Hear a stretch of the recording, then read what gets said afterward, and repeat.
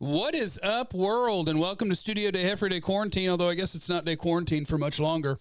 But it's nice to see you guys. Thought maybe we'd kick around some Cowboys free agent stuff, some Dak Prescott stuff as we're creeping up on the deadline here. The franchise tag deadline is tomorrow, which maybe it won't be tomorrow because the NFL is getting wild on us. They're like, hey, if we don't know what the cap is, then maybe we'll push that deadline back. So we may just be pushing everything back.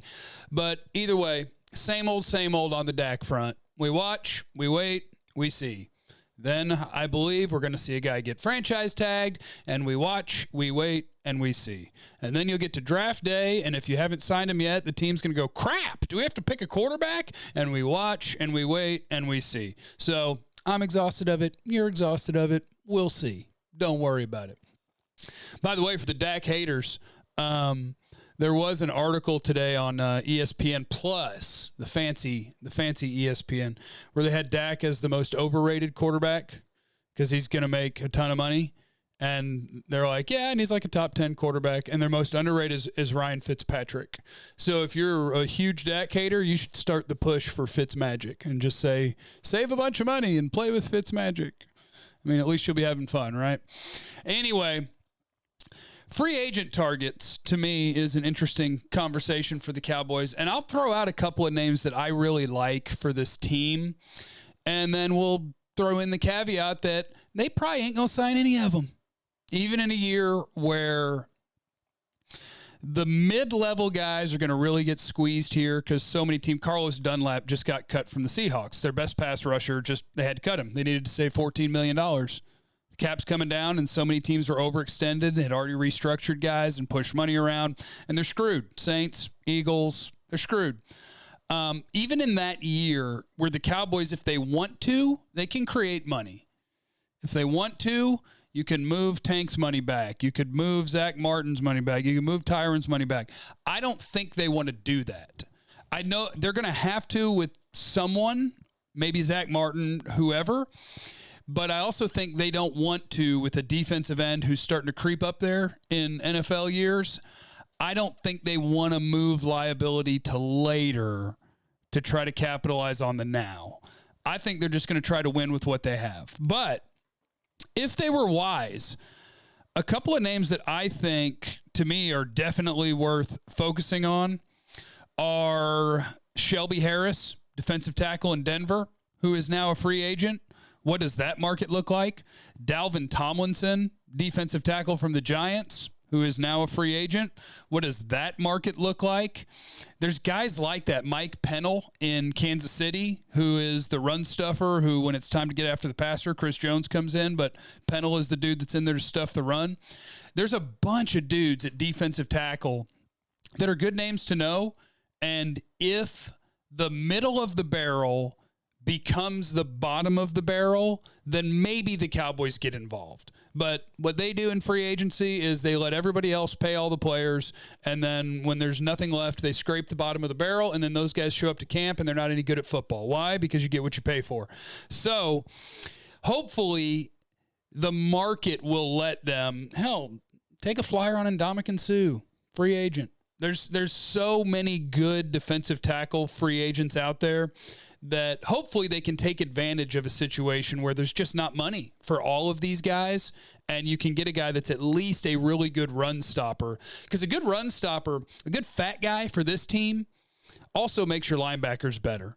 Part of why they weren't good last year is because the coaching staff was awful at defense. It was just a bad coaching staff that should have never been here. And guys were confused and lost, and I would say maybe at least one of them doesn't work real hard to get ready to be prepared to be good at football. But regardless of all that, if you could get you a 320 to 340 pound guy that just doesn't move, you can't move me. I'm going to require 2 blockers, and you can't move me. I think that would put you in better shape for Leighton Vander Esch and Jalen Smith to play well, assuming that those are your 2 guys and they don't move on from either one, which I'm guessing they won't because, again, they don't have a ton of money. Why would you create an extra hole? Although you could sign me up for moving on from one of those guys. Okay, another position to me that is interesting is safety, because this name, it seems like he's a free agent every year, and every year he signs somewhere and plays well. Trey Boston. He was in Carolina last year, And he wasn't great.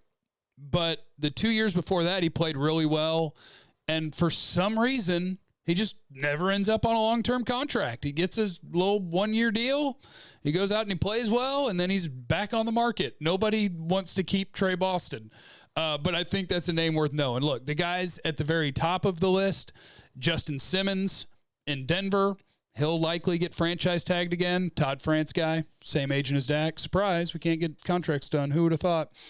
Malik Hooker, if you want to take a chance on a free safety who's just been banged up his entire career, basically. Marcus May, New York Jets, that would be my guy. I love Marcus May. But these are also, again, top of the market guys. What is the top of the market when all these teams are broke? What's left over that the Cowboys could realistically sign? That's something that we have to figure out.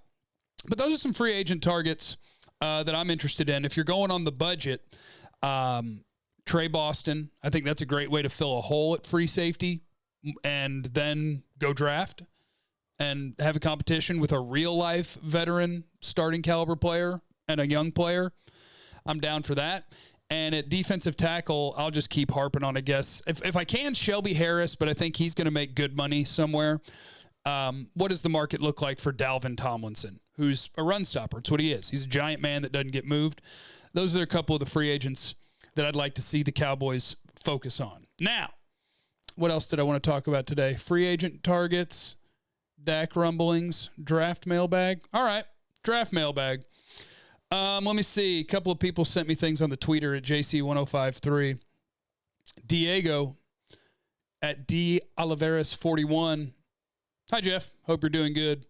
Could you discuss in your next video about the relevance of having a great O-line for next year? I think just good is not going to be good enough. That's based on the Dak situation, and specifically for precisely that reason, the Cowboys go for a go-for-it approach. By the way, regarding the center position, would you re-sign Joe, sign Corey Linsley maybe, go to play with Tyler Biadasz, or roll the dice with McGovern or even Williams? Big hug from Chile. Again, Corey Linsley might have been the best center in football last year. And if he's not the guy that gets franchise tagged by the Packers, somebody's going to get a hellified center. I don't think the Cowboys swim in those waters. I think you're going to roll. I would roll with Tyler Biadasz. And let's go. Tyler Biadasz, Connor McGovern versus Connor Williams for the left guard spot. And the only wild card to me on the offensive line is, can you trust the health?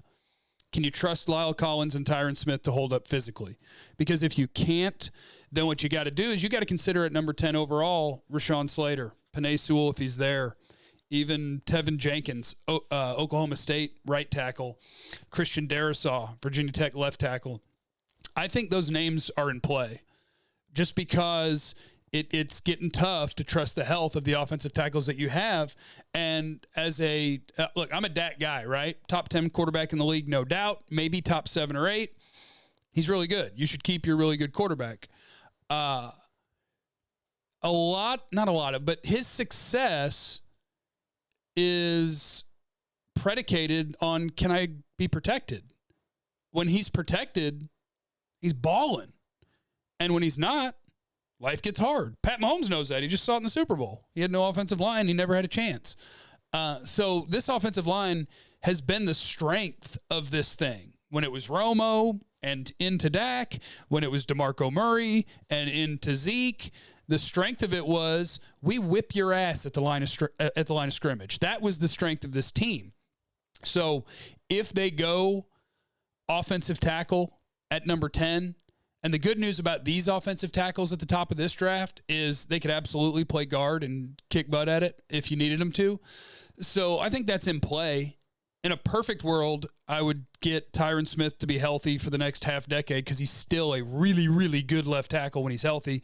And Lyle Collins would be healthy and Zach Martin would be healthy. And you would find capable guys to play left guard and center. And life's great. But it's getting to be time where you got to start looking around and saying, okay, and then what? You know, this run is from, when was Tyron drafted? 2011? Am I right? I think he was the 11 draft. It's been a while since they really invested in this offensive line. They just reinvested in the guys that they had already picked. So it may be time to get in on some of that action. Now, hold on. Let me find the laptop because I think the laptop had a couple of questions too. Let me just get up. Excuse me. Hold on. I'm here. Hey, make sure you're tuned in today. 2 to 7, 105.3 The Fan, radio.com app if you're out of the listening area, home of the Cowboys, and home of the Texas Rangers. Rangers, don't be afraid to win a game, you know? All right, here we go. Here we go. Oh, I think I already did some of these. What about on the computer? Hurricane Teabag. It's a great name. Why isn't edge at 10 a thing? Tank's 29 next year, coming off 5 and 6 sack seasons. I think Tank's a better player than that, but 2022 at the latest, you'll need some serious edge help. Why aren't Pay and Aguilera more common picks in mocks? Because it's a weird year. That's why. Georgia's Azeez Ojulari is my top edge player, my top defensive end, if you will. Kwity Paye is in that conversation, but the reason is because you feel better about Patrick Surtain as a prospect than you do about any of the edge guys in this class.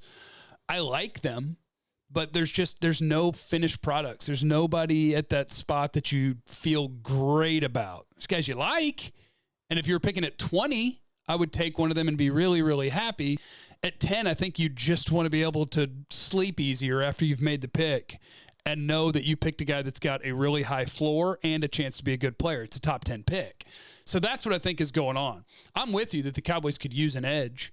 When you get into the second round, I'd keep my eyes on names like can Joseph Osai from Texas get to there? Peyton Turner at Houston, can he be your pick there in the 40s? There's Jalen Phillips, Miami. Where does he end up with all of the medical background that he has? He's a great prospect. I think that's why it's not in conversation at 10, because the players available fits better for them to pick a corner or a tackle where you'll feel better about them. Penei Sewell, Rashawn Slater, Patrick Surtain, J.C. Horn, Caleb Farley. I like all 5 of those better than the top pass rusher in the class. So that's, I think, why you're not seeing a lot of mock drafts that look like that. Benjamin Garza. I'm a Cowboys fan. Tell me the positives of the franchise tag and trade or non-exclusive tag and getting 2 first-round draft picks. I'm tired of hearing pay Dak. It's not happened in 2+ years. Let him get his money somewhere else and get compensated. Both parties get a win-win. You could do it. The reason that you wouldn't do the non-exclusive tag on your quarterback is just because you don't want people to be able to bid on your quarterback.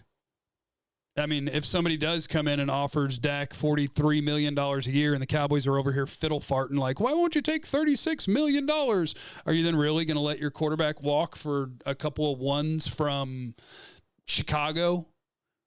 You get number 20 overall, and then Dak leads that team next year to get number 26 overall, and that's what you got for your really good quarterback? No. To me, no. I know to a lot of people, it's like, hell yeah, I would take 2 ones. Not me. I like good quarterback play. It's a lot of fun. Brandon, the more I look at this draft, the more I think taking an offensive tackle in the first round is a must. Smith's health is too big a risk.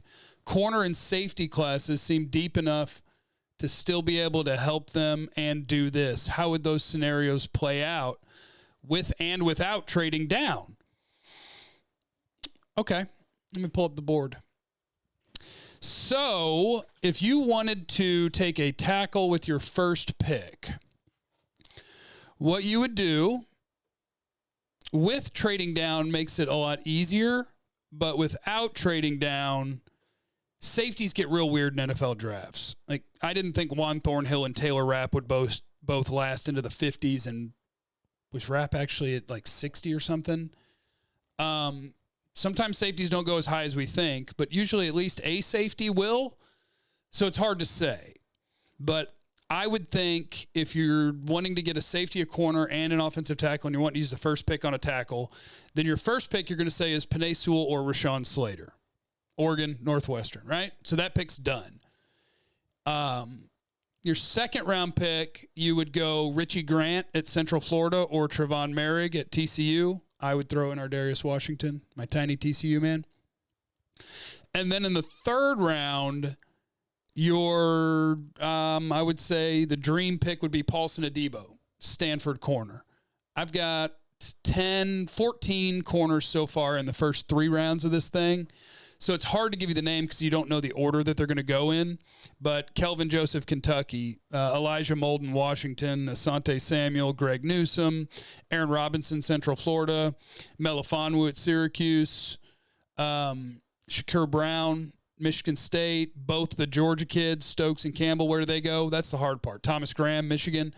Graham is Oregon, right? Don't worry about it. There's a lot of names in my head. Or you could go corner in the second round. How about I give you Rashawn Slater in the first, Greg Newsome, Northwestern corner in the second, and in the third, I'll give you a name I like that it seems like no one else does, Tyree Gillespie out of Missouri. He had no picks, but watch him play against Alabama, watch him cover Kyle Pitts when Missouri played Florida. I like him. Maybe somebody else would throw out the name Javon Holland there. So a lot of different ways. And I could do that segment for 15 hours, but I don't have 15 hours because I have a job. All right, so that's it. That's what I got for you today. Those mailbag questions, I'll answer yours. Just leave them in the comments of the video. Make sure you're mashing the like button for algorithm purposes. Let me know in those comments what you want to talk about tomorrow. Check out 1053thefan.com every day. Radio.com app. You can listen to us from 2 to 7. And I'll be on the Cowboys.com draft show, of course, all those different things. Remember that you don't know what people are going through, so be cool to everyone. And I love you, and I'll talk to you tomorrow. Bye.